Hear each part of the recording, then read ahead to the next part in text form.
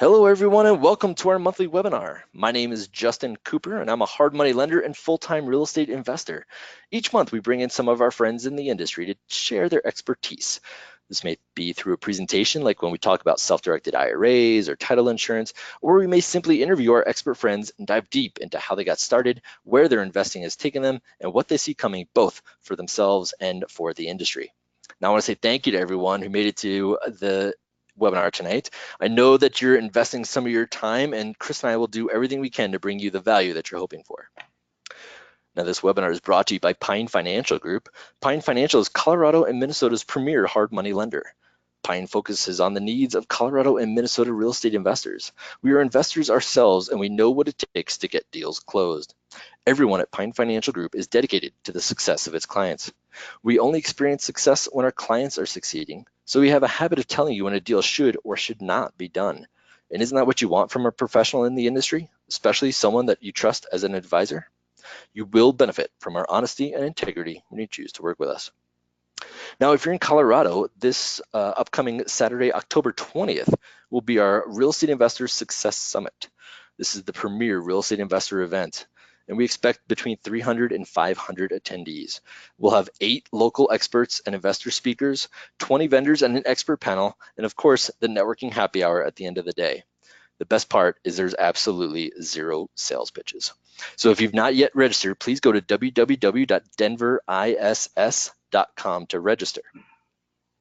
We also have our Minnesota Success Summit coming up on November 10th, also a Saturday. So if you're in Minnesota, go to www.mniss.com to register and to get more information.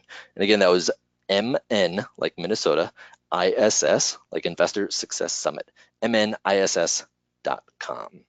And for our East Coast friends, since we don't have a Success Summit coming up out there, I'll be doing a special webinar for you on Tuesday, October 17th. So keep an eye on meetup.com or just email me directly for more information. And my email address is justin@pinefinancialgroup.com. And I guess really, if anybody else wants to try and join that webinar, you're more than welcome to do that as well. Now, tonight's webinar brings in a longtime friend and investor, Chris Lopez.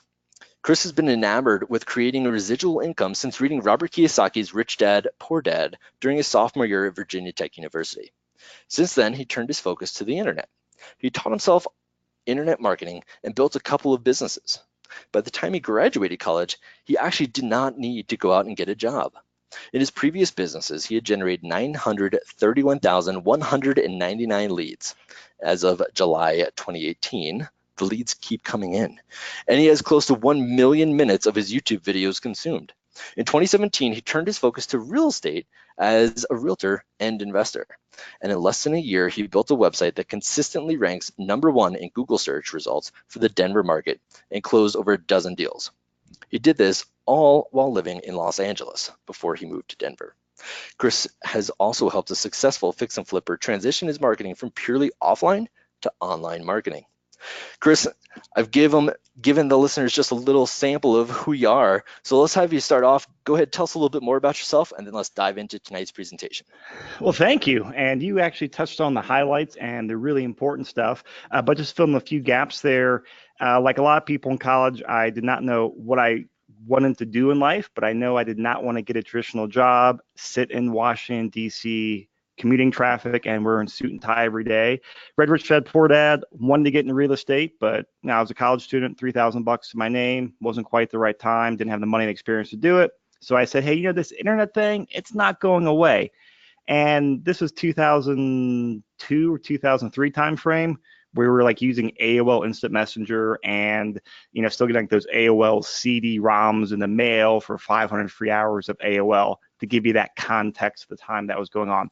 Google was kind of a brand new thing that really had not dominated the market yet either. So I joined a network marketing business, right time, right place, worked really hard, and ended up building a very successful organization with thousands of distributors, thousands of customers. We had teams like on 4 different continents, and we ended up building our own marketing system to support it, and that grew into a whole nother business itself. And what happened was, I mean, back then there was just very, very little support on the internet. And so myself and my two business partners, we just figured things out. And so all I did each time through was kind of like, hey, Google's here. Let's figure out how to do Google. Oh, Google AdWords is a thing. Let's figure out Google AdWords. YouTube is a thing. Let's figure out YouTube. And I kind of just figured out the next thing that kept happening. And so while I go through this presentation tonight, I really don't like to just talk for an hour. I really want interaction from the listeners out there, from the audience. So please chime with questions, marketing, what you're doing with marketing, your websites, insights, everything like that. I really enjoy talking about because then I can actually wrap the presentation around what you are doing out there as well and hopefully give you a few tidbits. So please ask questions. And I'm going to kind of just walk this presentation through how I have built my current website, which is the one that Justin referenced at the beginning, which is denverinvestmentrealestate.com. So I have a pretty simple philosophy when it comes to online marketing, and that is trends are your friends. I know it's kind of the cheesy, rhymey tagline that I learned when I tried to do stock trading over a decade ago, but honestly, like it is the best thing that sums up how to do well on the internet. I don't see a need to go out there and buy expensive courses and go to expensive conferences and do all this like crazy stuff. Honestly, you just have to kind of look around and see what your own internet consumption habits are and the habits of what your spouse, your kids, your friends, your coworkers, what they're doing. And what they're doing, what we're doing, is pretty much what everyone else is doing out there as well. And so since everyone spends time on, Instagram and Facebook now, hey, that's the trend. That's a good thing to focus on them. So I don't get attached to any one thing on the internet. I just ride the trends and say, hey, this is what's going on, and this is what I'm going to focus on. And Justin, please jump in here with questions, and you'll be moderating the questions too as they come in, right? Yeah, absolutely. So Cool. I'll be checking out the questions section. So there's a spot for chatting. We're not going to be using the chat. Let's use the questions section. So as we get going through this, if anybody has any questions, just go ahead and just type it in, just like we did at the very beginning when we did our mic check. Type in your question, and I will make sure that Chris dives in and sees it, because Chris is focusing more on the presentation than the question sections as they pop up. Thank you. And please interrupt me when the questions come in. So here's a screenshot of the website, denverinvestmentrealestate.com. Now, this is not geared towards, I'm assuming a lot of the audience out there are investors and wholesalers and fix and flippers who are out there looking for motivated sellers. I'll talk about that in a few minutes, but I'm going to kind of showcase the website I'm using, denverinvestmentrealestate.com, which is what I built as a realtor to generate leads for clients that want to go out there and buy rental properties and like buy and hold properties for the long term. So you can check it out. You can see it. It's very content rich. But I actually started building this while I was in Los Angeles. And a lot of the strategies and trends I'll talk about tonight is actually what allowed me to get the website ranked #1 on Google before I even moved out to Denver. So I was still living in LA. We were ranked #1 on Google for keywords like Denver real estate investing, Denver house hacking, and other like keywords that I was going for. And I actually did that by spending $0 in SEO, and actually by not doing all those like SEO best practices that a lot of the ebooks and courses and these so-called gurus go out there and say, hey, you have to do this, you have to do that. I don't really believe in that necessarily. And, I'm going to say the proof is in the pudding right there. That's pretty interesting, Chris, because it feels like you definitely did something, at least with the name of your website, Denver Investment Real Estate. It sounds super SEO rich. So if you weren't trying to do that, how did you come up with that name? Or did you not do some of the super quote unquote ninja tactics that they throw out there? You just took more of a common sense approach to it. I took more of a common sense approach. I definitely actually, I picked the domain name for the keyword focus on there. You don't have to, but it definitely helps you out.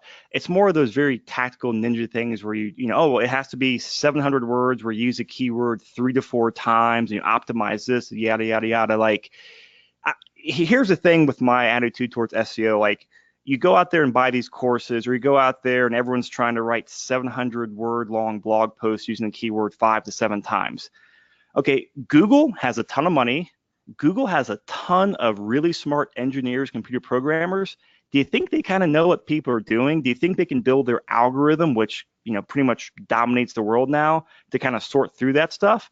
So rather than trying to optimize for SEO by doing all these very like, oh, check this box, check this box, check this box, my attitude is, hey, just build really good content and definitely put the keywords in there that you're talking about it, but make it natural, make it conversational, because Google's algorithm as it's changed over the last 2 decades now, like it evolves, it gets smarter, and it can pick up like, hey, this is really good content versus, hey, this is someone doing the same old tried and true formula. I have no data whatsoever to back that up on, other than that's my intuition. And this is not the only website where I've dominated search results by focusing on that strategy versus like all these like SEO ninja tactics. Gotcha. Um, yeah. So the first trend here, and I say done here, but I feel like I still have to say this because I get into debates with this with investors, wholesalers, and a lot of realtors. And it's like, oh, the internet, yeah, I don't really do that. I don't need to. And my response is, the internet's only getting bigger. Do you really think it's going to go away? So it's just a dumb moment for me. Now, if you're out there, if you're happy with your income, your business, everything's good to go, of course, don't do it. But if you're like me and a lot of other people out there where you want to grow more, you want more leads, you want more business, you want more money, yeah, you know what? You have to focus on the internet because it's not getting smaller. So I'll move on beyond the trend. But this is, I think, the biggest trend right now. If you guys walk away with one thing, this is what I would like you to walk away with. And that's, we are invisible customers. And I say we, I mean Justin, me, everyone out there listening, all your potential motivated sellers out there, everyone out there are invisible customers. And, one of the reasons I've been successful at putting marketing campaigns together is because I've done a very good job of putting myself in the person's shoes at the other side of the computer or the other end of their iPhone. And you have to keep in mind that, hey, every time someone's on Google or Facebook, it's just someone else like you and me that's on their computer or iPad, and they're just surfing around the internet. And how do you take that person from when they're just Googling stuff or researching stuff to ultimately end up to your website? And you have to think of how like people's consumption habits have changed. 20 years ago, when direct response was really big, hey, yeah, you'd get those long form sales letters in the mail. And even on the internet, in the early days, those really long form sales letters used to work really well and highly convert. But what's happened because of Yelp and social media and YouTube and, how big Google has grown is that when people get a piece of information, I mean, it's not very often someone just sticks to one channel of information. Like, hey, if I get a letter in the mail, I mean, I get solicitations all the time like everyone else. And if I'm looking for someone to go out there and what's the most recent example? Okay, so last week I had my lawn winterized. And so I'm new to Denver. I need to find a company. I got a bunch of postcards. This postcard looked good. Guess what? I went to Google. I went to Yelp. And if you're out there marketing towards, motivated sellers or long distance landlords, do you think the majority of them are going to Google as well when they get your letter or someone else's letter in the mail? Again, I don't know for a fact, but I'd be willing to bet that more are than are not. So my whole idea here is that we're all invisible customers. And what we like to do is we like to consume information without having to put our contact details and without having to go through and opt in and talk to people. I just want to sit there and passively consume the information. And so a great phrase that describes this is what's called the freemium line. So that's like the word free mixed with the word premium. So freemium line. I can't remember what marketer said this. I stole it from someone, probably 10 years ago, but stuck with me. And if you look at that, the middle half of the page, the old days, 15, 10 years ago were just great times to be in internet marketing. It was so simple. You would just throw up a squeeze page and people would put their contact details in for anything. Oh, you got an ebook with 7 free tips. Okay, here's my phone number. Here's my email. Here's my mailing address. Here's my mother's maiden name. And then they would just put their contact details in, and it was a great lead flow. But what's happened, fewer and fewer people put their contact details into squeeze pages. I mean, Justin, when was the last time, you put your contact details into a squeeze page to download something? Chris, to be honest, it was probably just 2 days ago. But I do have basically a dedicated email address just to that.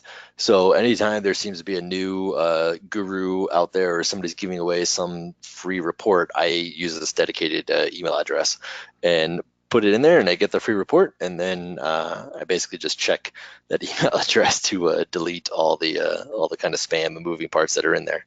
Yep. So I guess the last time I put in my primary email address, I can't even imagine, years ago. Yeah. And that's the thing, like people's habits have changed. Like, I still do it, but it's very rarely that I come across a page and put my contact details in there immediately, or I see a Facebook ad and immediately put my contact details in there. We all like to kind of build that relationship. And so that's where this freemium line, represented by that red dotted line, has moved to where now people have to put out more content and more value before you ask for anything. And again, your own consumption habits, more time on social media, more time on Google, more time on YouTube before you ever put your contact details in there. So you're doing that, I'm doing that, and your potential clients out there are doing that as well. And so this was just a squeeze page I grabbed off of a Facebook ad or Google ad I saw. A lot of realtors, they go out there, find your dream home, or here's your free CMA, your free comparative market analysis. And people don't put their name and email and phone number in there and do all this stuff because they go to Zillow, they go to Redfin, and that's where they get those details from. So there's a ton of squeeze pages like this, and for the most part, if that's your main advertising, I think it is a horrible use of money. It still works, but that trend has peaked. The lead quality has gone way down, continues to go down, and the lead cost will continue to go up. And you call a lot of these people, and they'll say, "Who are you? I filled out a form. What?" And a lot don't even remember you. So really, what we need to focus on now. And you know what? I got a slide out of order. Here we go. Is personal branding. And what that is, I'm sure that people have heard that phrase before, but just when I say personal branding, what comes to your mind? I want to know who the person or the company is, and I want to get to know them. Like on that previous slide, the find your dream home thing. If you can go back 2 slides or wherever that was, on the very, very bottom there, you can see courtesy of Mike Toasty.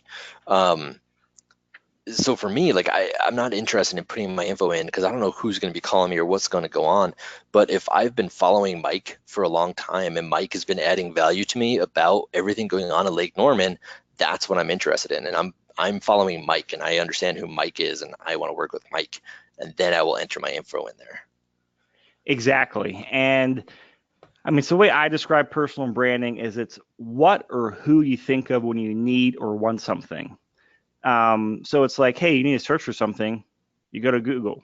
You need to buy something, you go to Amazon. You're ready to wind down at night? Well, you're not usually turning on the TV anymore. Now you're turning on Netflix, or you're hopping on your iPad and scrolling through your Instagram or Facebook feed. And so it's when you want to do something, who or what do you think of? It's kind of the equivalent. So when someone says, hey, do you have a recommendation for a veterinarian or a dog walker or whatever? And he's like, oh, yeah, you got to talk to this person. She is the best, blah, blah, blah in the world.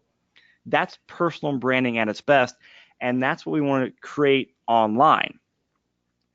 And what that does is by giving away all this free information out there, there's a lot going on there. So as you give away all this free information, like on that Denver real estate investing website, there's very little that I don't give away absolutely for free. And I mean for free without having someone opt into the website. We do a weekly podcast. We do webinars. We do blog posts. We push out a lot of content that people can just consume without ever having to opt into their website.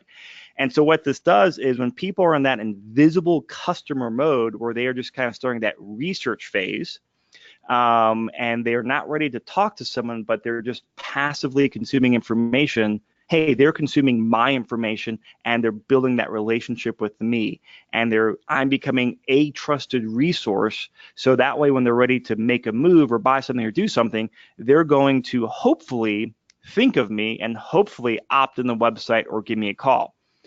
And to put this in the context, like, we are definitely getting the biggest traction with our podcast. I mean, it's a podcast on the real estate market, the Denver real estate investing market. So it's an incredibly small market. If you do like the keyword SEO research that every guru out there says to do, they say it's not worth the time to do it.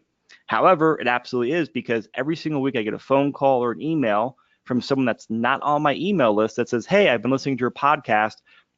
I wanted to talk. I love it. Like, I called someone last night that opted into my website. A couple weeks ago, we were playing phone tag. I called him, left a voicemail. He called me back 10 minutes later and said, Chris, you know what? I was actually just listening to your most recent podcast when you called. And it's not the first time that's happened. So when I call people, they know who I am. And I get emails like this. And I'll read this here. This email, top emails from August 19th. So like 6 weeks ago. Someone filled out a form on the website called Investment Consultation. It says, hi, my name is so-and-so, and I'm a fairly new investor here in Colorado Springs. My wife and I own a single-family home here in the Springs and are looking to make a big jump, at least for us to this point, into a fourplex or some other type of multifamily in the summer of 2019. We're talking 11 months out. We need expert advice, so I'd love to have the chance to talk with someone about our goals and see how they could be of help. So I called this guy within a few days, of course. We had a great conversation. Now, some people look at them and say, oh, wow, well, that's 11 months out. Why do you want to waste your time with that guy? I look at it and say, this is effing phenomenal, because this guy is so far out, yet I and Charles Roberts are the trusted resource where this guy wants to work with us. And guess what? He follows us, all the time. So I actually sent an email to him like 3 days ago on October 1st. He replied to my email and said, hey, Chris, thanks for checking in. Yes, I connected with the 1031 QI. I connected with Joe Massey, who's a lender in town, and my CPA. Everything looks great so far. Now I just need to wait for the housing bubble to burst. Haha, just kidding. I listened to your most recent podcast. Great stuff. Thanks. Our most recent podcast was about the Denver bubble. Is it real or is it not? So there you go. So that is an invisible customer that reached out to me. Now, for every person that reaches out 11 months in advance, I guarantee you there's a lot more that don't reach out and ask and have those same questions, but they're consuming my information. So when they're ready to pull a trigger, guess what? They reach out to us.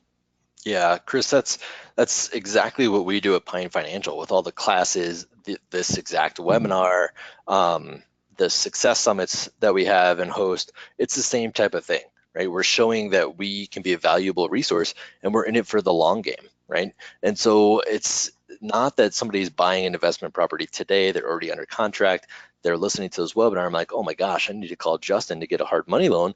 It's, I've been following you for forever, absorbing your content. We like your approach to investing and how you work with folks. So I want to work with you and I want to borrow money from you.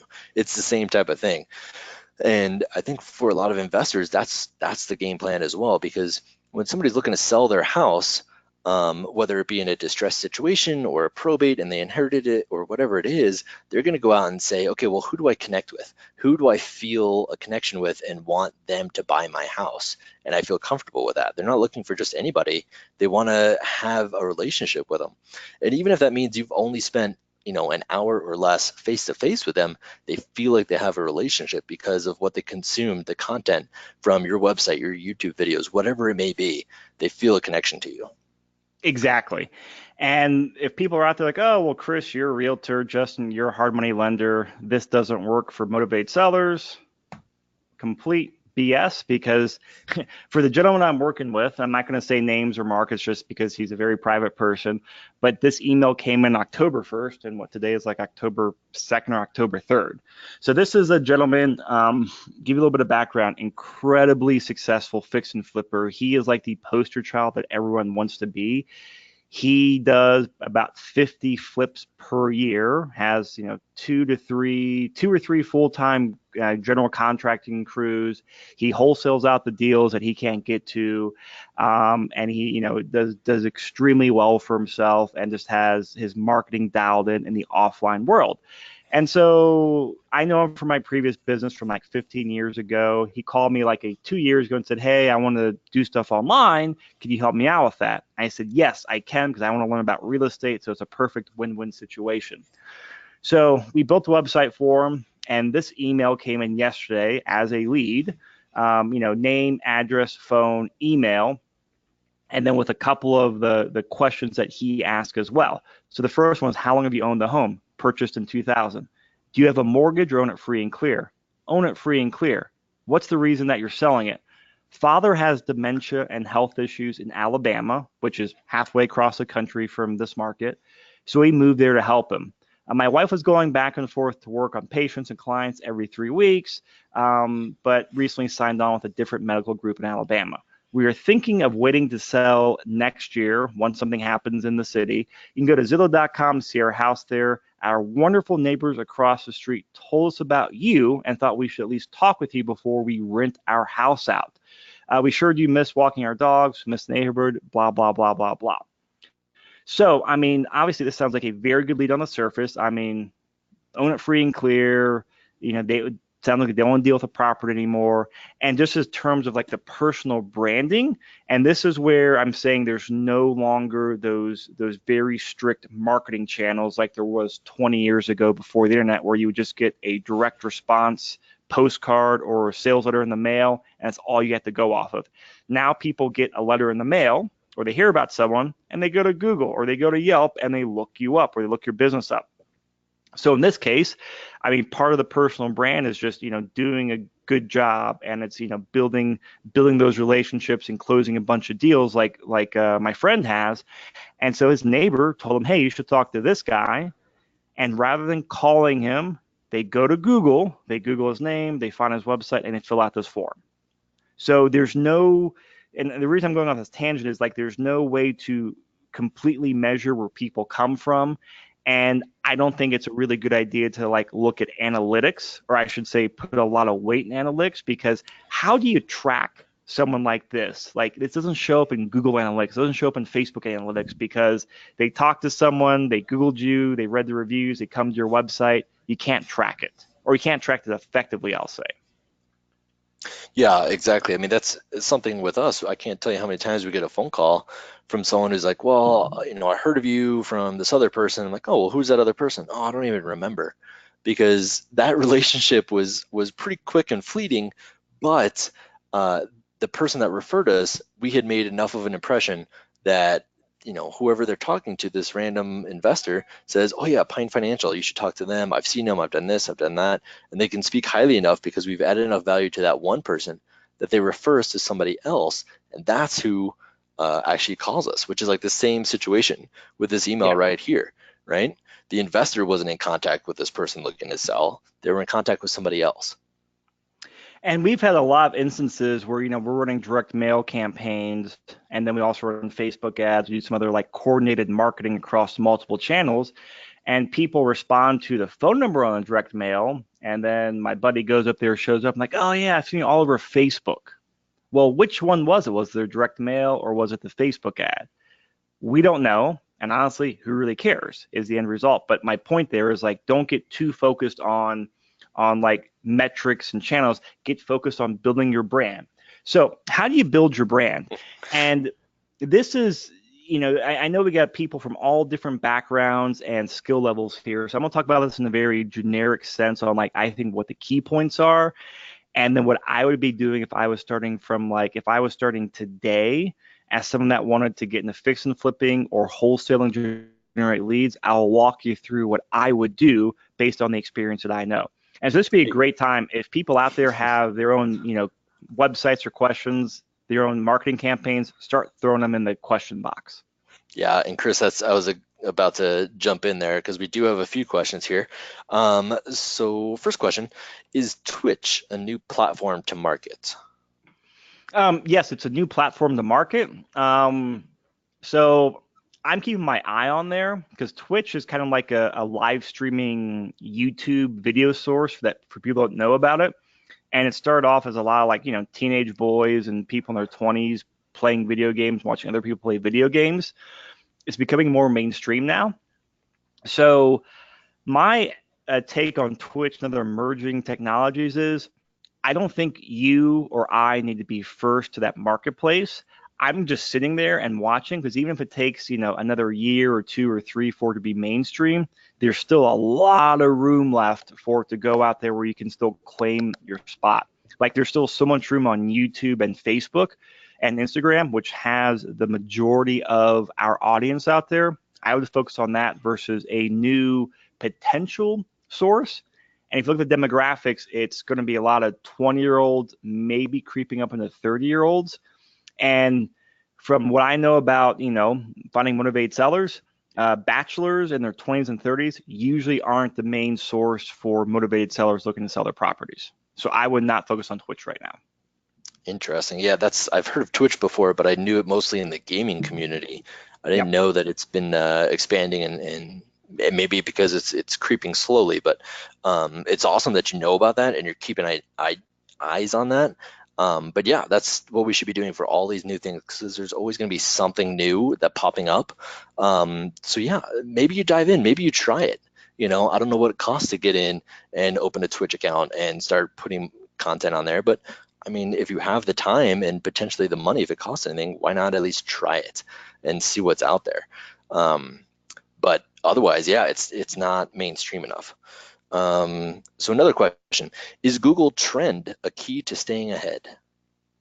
Google Trend, their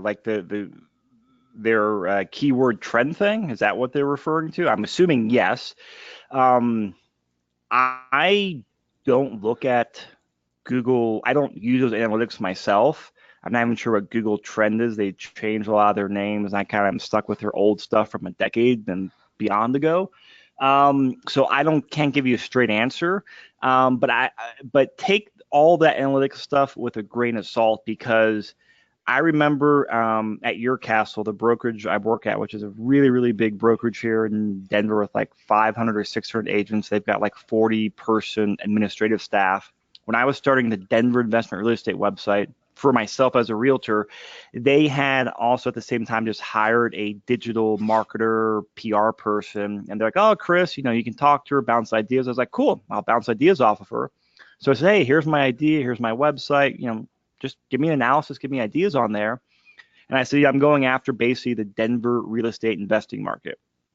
So she analyzed it using a Google keyword type research tool, which is probably like Google Trends. And it came back and she said, oh no, it scores too low. You shouldn't waste your time. You should rather focus on real estate investing. And I said, that's the stupidest thing in the world because I don't want investors from Iowa. I don't want people from Virginia. Nothing against them, but I'm not selling houses out there. And so if you look at all those stats, they said, no, don't do it. But I did it. And we're getting a lot of clients. We have like 5 properties under contract right now with a big, big pipeline coming up. So take those things with a grain of salt.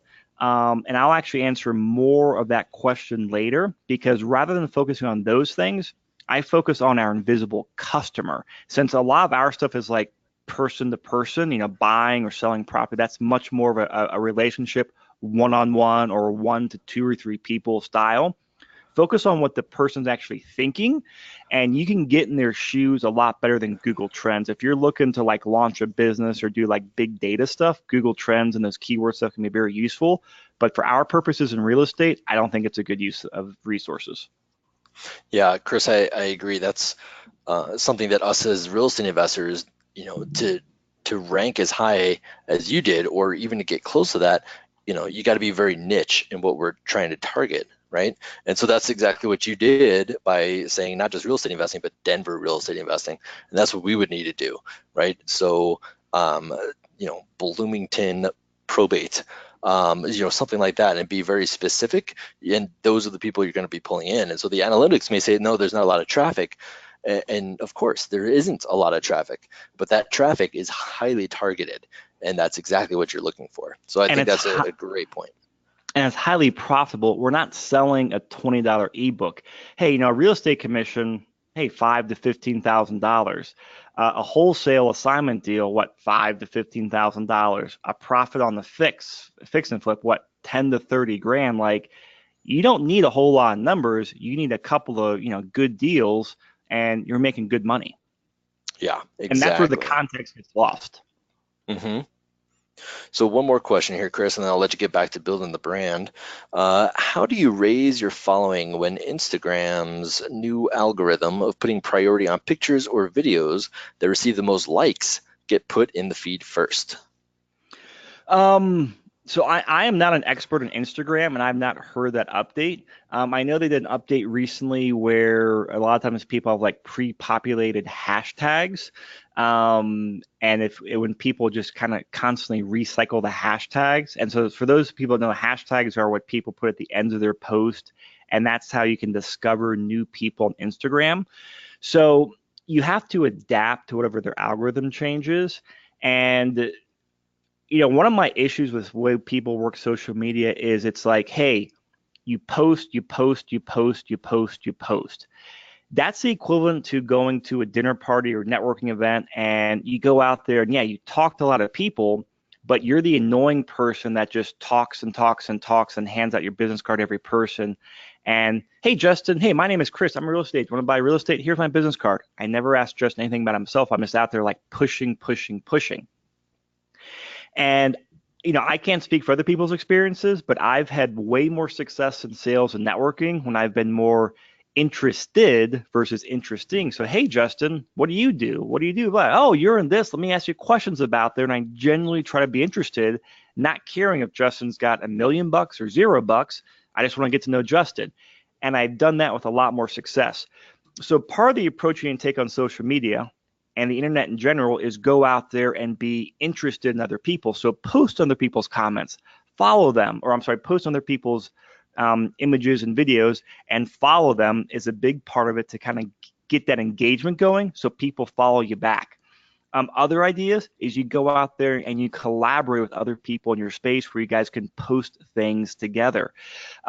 Total side tangent here. So one of my friends out here in Denver, he's a really successful fix and flipper. Like they do like probably about 50 to 70 properties on track for this year. So good operation. He wants to start a monthly like Instagram TV show where we go out there and we fly in a guest out of town. We spend the day out there looking at properties, and I'm going to help him host the show. So I'm collaborating with him. That builds my following. So you can collaborate with people. So step 1, be interested. Step 2, collaborate. Step 3, produce better content. I mean, like that's the reality of it too. If people don't like your content or read your content, that's a reflection of your content and you need to change what you're doing, to be very harsh. Yeah, no, that makes a lot of sense.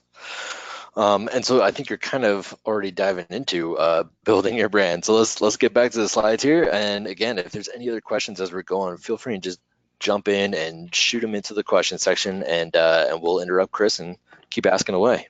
Yeah, and I keep asking. I love questions. So how to build your brand. So this is not, this is just kind of like a very loose guideline that I follow.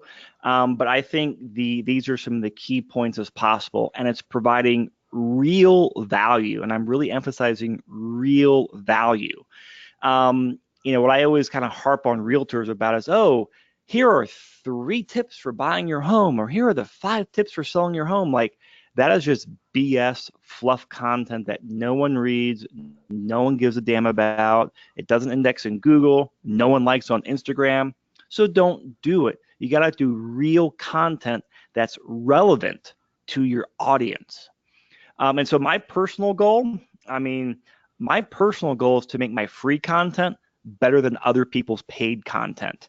And I mean that seriously. Like every piece of content I publish on my podcast, hey, I spend about $100 on getting it edited and putting time into it. We have a free calculator on our website that I think is better, and a lot of other people have told me it's better than like paid calculators from Bigger Pockets. None of these are investing websites we give away for free. So my free content is my goal is to make my free content better than other people's paid content.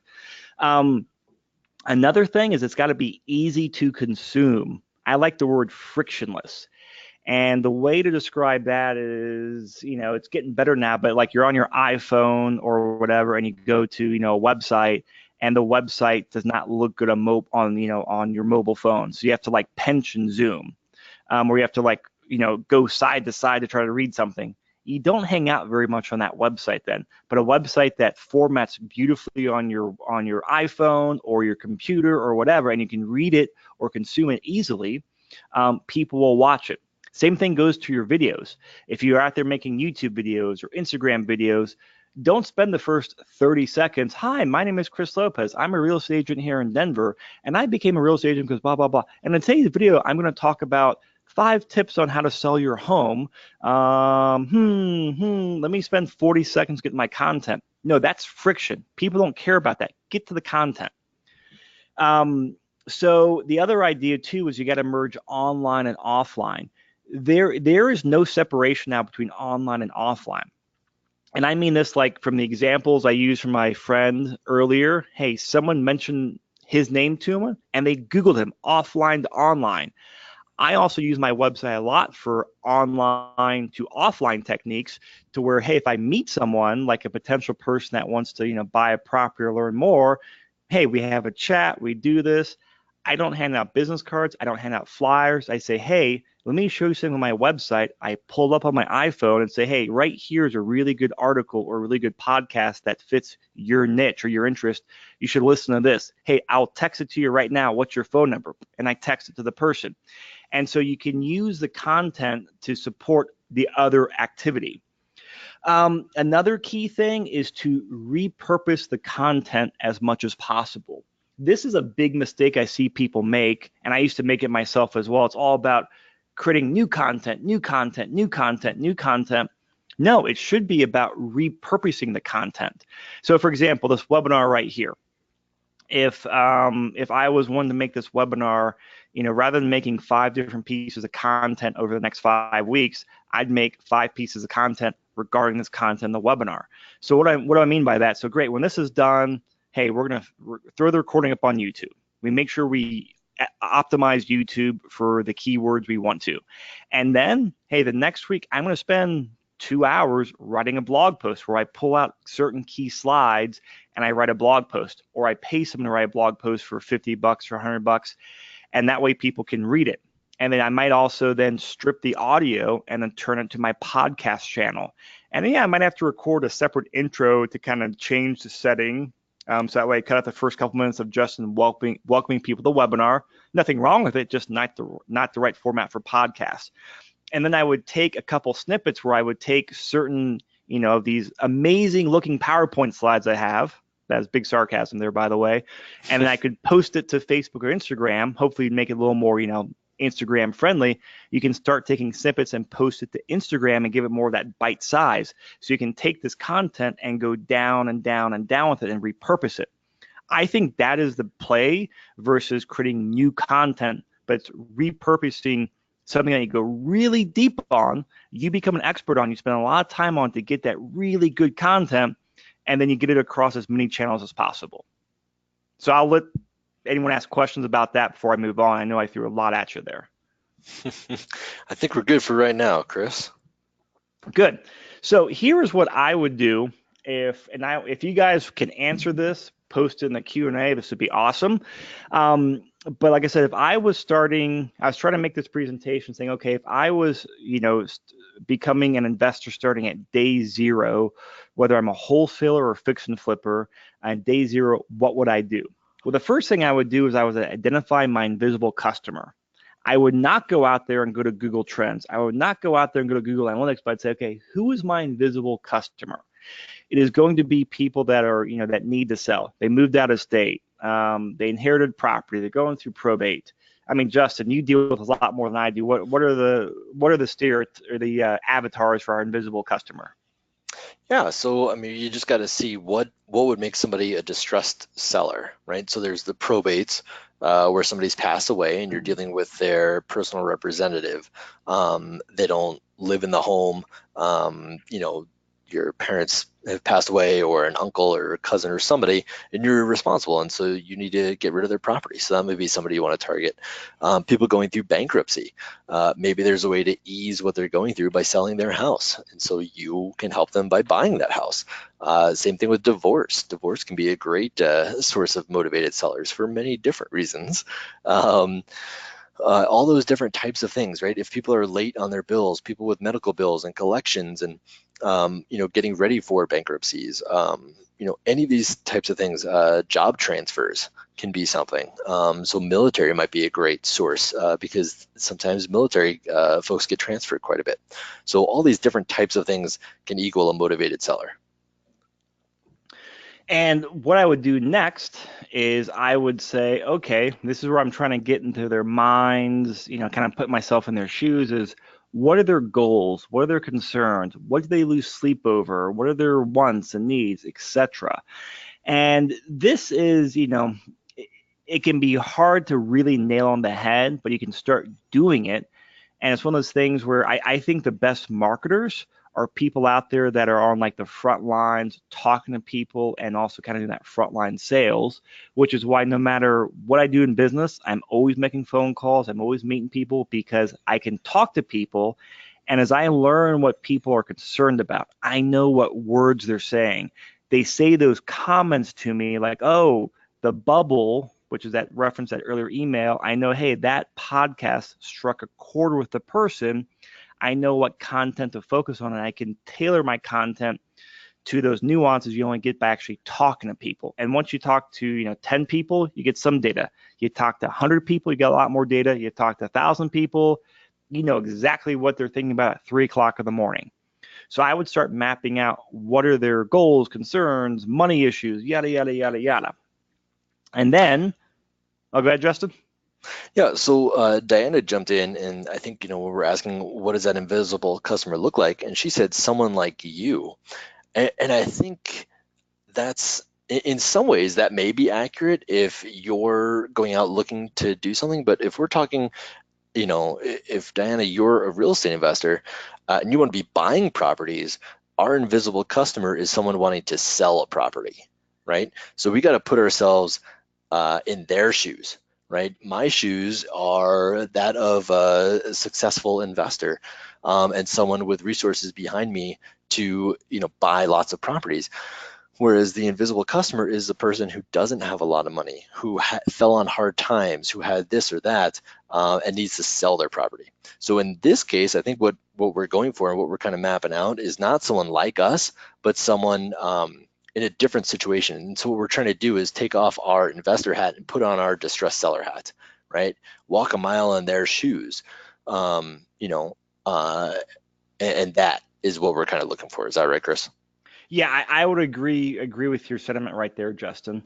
And another thing I like to do, and this is, I've used this, I don't want to say, I'll use this technique for years. I've used it for years, and so one of the best things is it's what are the 5 to 10 frequently asked questions that you always get? And I don't care what business you're in, man, there's 5 questions, 8 questions, 19 questions that you always get. Justin, you're a hard money lender, man. I know you get questions. Hey, what are your terms? What are your rates? How's hard money work? What is hard money? Like, you get a certain course of the questions. You as an investor will too. Well, why should I sell to you? Should I list with a realtor or should I not? Like, you get a course of the questions. That is golden content right there, because guess what? If they're asking you that question, they're thinking that question, and they're Googling that question. So I like to map out what are the frequently asked questions that people ask in my niche. And then what I would do is I would go out there and I would outline 10 videos, and then I would record them.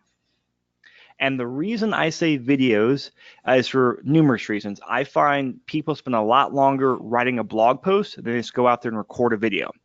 Secondly, if you were to write a blog post and if you were to record a YouTube videos SEO way better than blog post. I mean, I used to do these tests in my old business where I would post a YouTube video and I would post a blog post. And these would be for very niche, like long tail keywords, like, 4, 5, 6, 7 keywords people type in. And the YouTube video will get indexed within like 3 minutes. The blog post, a lot of times, never got indexed into the top 10 search results. But my video would be like top 3. And then guess what? You go to Google search results, it's text, text, text, text. Oh, video thumbnail. It catches the eye. So I would go out there and record 10 videos because I think it's quicker to produce and it gets you speaking, which is much more natural and connects you better than actually writing, generally speaking. Play to your strengths, of course. And then once you record those videos, you can go out there and then repurpose them into a blog post, into a Facebook post, etc. And the other great thing is, like, I'm holding my iPhone now, which no one can see, but like all you need is a smartphone. Like what we all have now in our pockets or on our desk next to us is better than a lot of TV studios had 30 years ago, and we have it on our phones. You don't need the latest and greatest. I have an iPhone SE, which I know is like 50 years old. I've had friends point out to me, yet I do a better job online marketing than they do, and I do it with my archaic phone.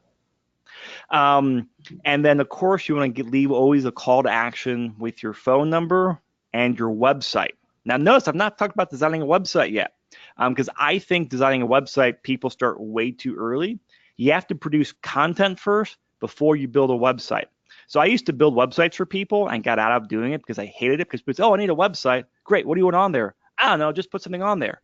Well, I can't put something on there unless I know what your business is. Well, I don't know. Just create something. So it's a very vicious cycle.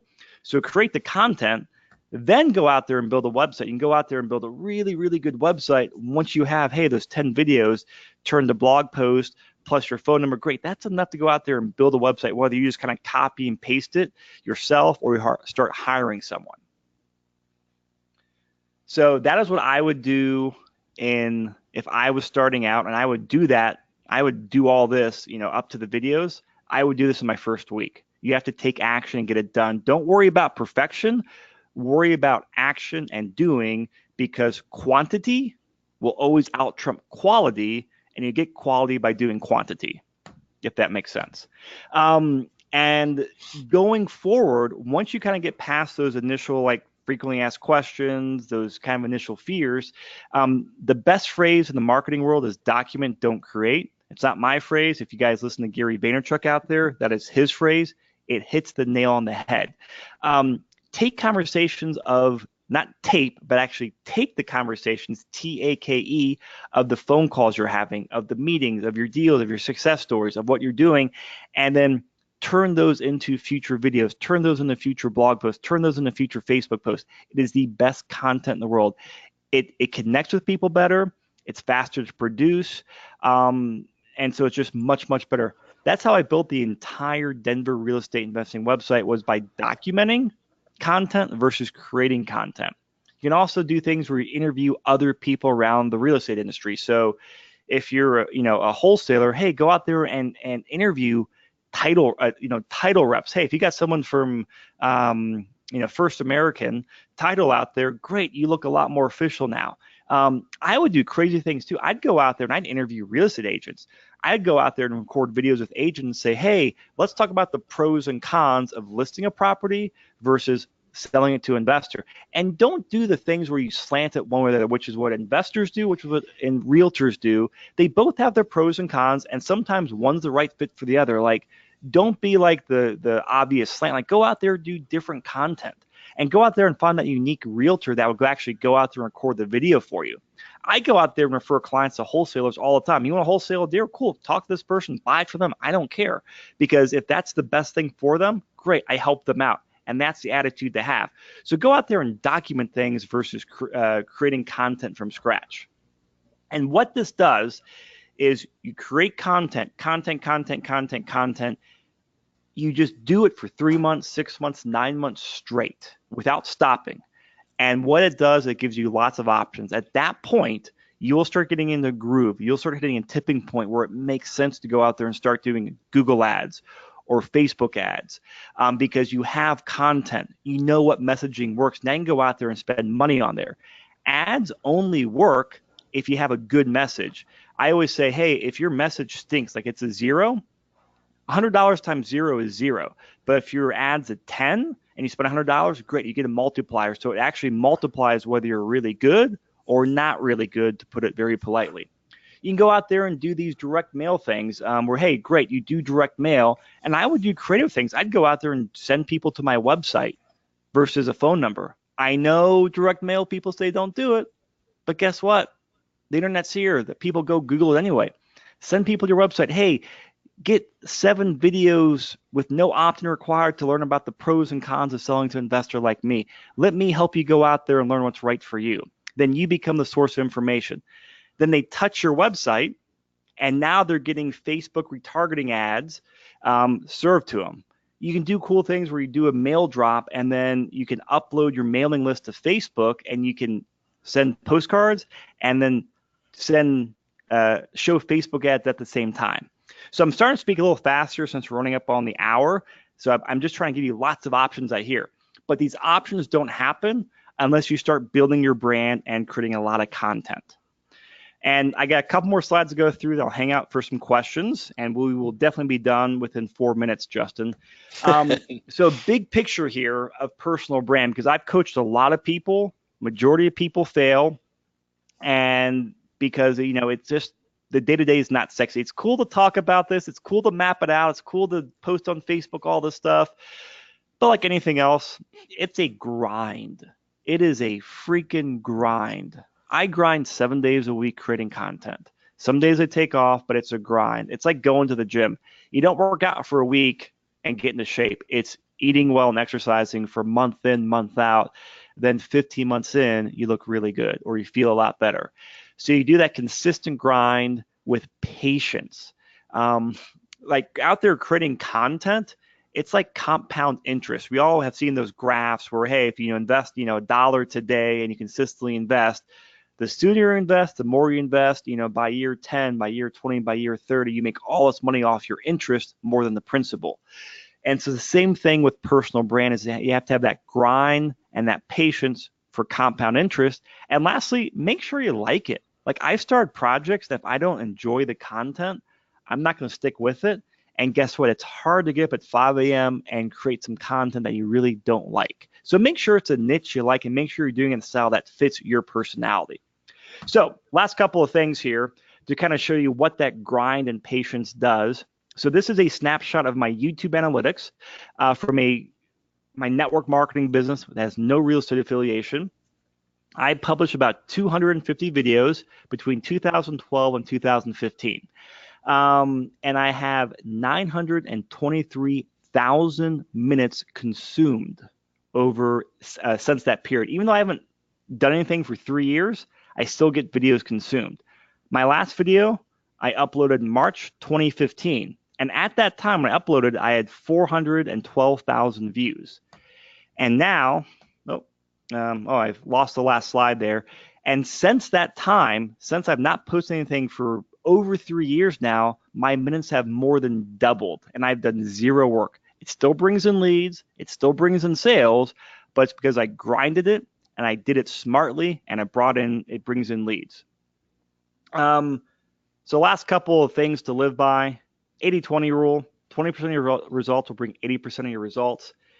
Keep it simple, stupid, and ready, fire, aim, take action. You never know what content wins. For example, out of that YouTube video snapshot I showed you, 250 videos, 900,000 plus minutes watched. 43% of all minutes consumed came from 5 videos. So way more than the 80-20 rule. And you can't see them on here, but actually look at these analytics like a couple weeks when I put this presentation together. This top one, Closing with USANA, presenting the business plan, 145,000 minutes watched. It's an 80-minute YouTube video. It's crazy. So that's it. I'll wrap up here. If you guys want to see my brands, like I got nothing to sell you. I don't have a course. I don't have anything like that out there, but I do like to collaborate. I like to talk to people. So check out denverinvestmentrealestate.com. I'm launching 2 new websites called MrRealEstateAgent.com and DenverRealEstate.tv. They're all real estate niche focused. So hopefully you can get some ideas out there. Follow me, see what I'm doing, because I practice what I preach, and my contact details are there below. So Justin, That was my last slide. That was perfect timing. Chris, I appreciate it. So everybody listening, Chris is incredibly accessible. He really does live to help. So if you have questions, tonight, tomorrow, in a couple months, obviously Chris is in this for the long haul. So make sure you take down his contact info and reach out at any time. If there's anything, of course, that I can do to help with your real estate investing, if you want some hand holding and stuff, I'm happy to do that. Or if you need some hard money, I'm happy to do that. And of course, I am Justin at pinefinancialgroup.com. I really appreciate everybody coming on and joining us for the webinar tonight. Again, if you're in Denver or in Minnesota, we've got our Success Summits coming up, so go ahead and register. Chris, I think you might be there at the Denver one, or at least I hope you are. Of And course I will be. so if you are in Denver, definitely sign up, come out and put face to name with Chris as well. So thank you everyone for coming out tonight. I really appreciate you coming out and asking your questions, and I look forward to seeing and talking to you soon. Don't forget, next month we'll have another webinar on the first Tuesday of the month. Thanks again, and we'll see you soon. Thank you, Justin. Thanks, Chris.